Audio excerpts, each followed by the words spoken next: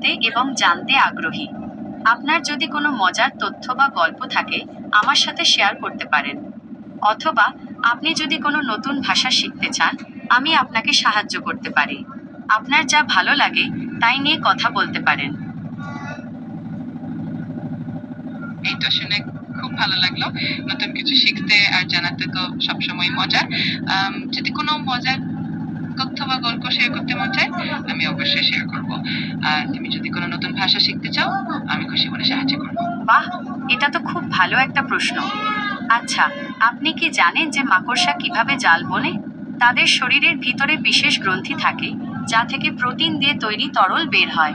এই তরল বাতাসের সংস্পর্শে এসে শক্ত হয়ে যায়, এবং মাকড়সা তার পা দিয়ে সেই সুতো টেনে টেনে সুন্দর জাল তৈরি করে। হ্যাঁ, একদম সঠিক। মাকড়সার জাল বোনা সত্যিই এক আশ্চর্যজনক প্রক্রিয়া। তাদের সেই প্রোটিন সমৃদ্ধ তরলটা বাতাসের সাথে মিশে শক্ত হয়ে যায় এবং মাকড়সা তা খুব সূক্ষ্মভাবে টেনে নিয়ে সুন্দর জাল তৈরি করে। এটা